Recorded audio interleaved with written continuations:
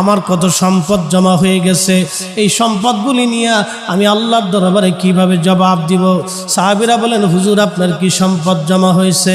বলে, আমার একটা পাগড়ি জমা হয়ে গেল, আমার একটা আবা জমা হয়ে গেল, আমার একটা জুব্বা জমা হয়ে গেল, আমার একটা হাতের লাঠি জমা হয়ে গেল, আমার একটা পানির পেয়ালা জমা হয়ে গেল, আমার একটা খাওয়ার বাসন জমা হয়ে গেল। এত সম্পদ নিয়ে আমি মেহশরের নবীর সামনে কিভাবে দাঁড়াইব?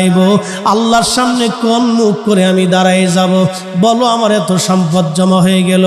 সাহাবীরা কেঁদে ফেলে বললেন, হুজুর একটা মাত্র লাঠি, একটা কাঠের বাসন, আর একটা কাঠের গিলাস, আর একটা জুব্বা, আর একটা আবা, আপনার একটা পাগড়ি জমা হয়ে গেল।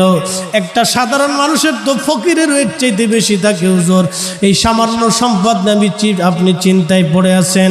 সালমান ফারসি জবাব দিলেন, সাহাবীরা রে, আমি আমার মাসুকের জবান থেকে শুনেছি, আমি আমার নবীর জবান থেকে শুনেছি, আমি আমার রসুলের জবান মোবারক থেকে শুনেছি, দুনিয়ার ভিতরে বহু সম্পদ রেখে যারা কবরে যাবে আল্লাহর আদালতে তাদের জবাবদিহিতা করতে হবে। এত সম্পদ নিয়ে আমি নবীর সামনে কেমনে দাঁড়াবো, আল্লাহর সামনে কেমনে দাঁড়াবো? আমি চিন্তায় সালমান ফারসি বসে বসে কাঁদতেছি। একবার জোরে বলা যাবে কি আল্লাহু আকবার?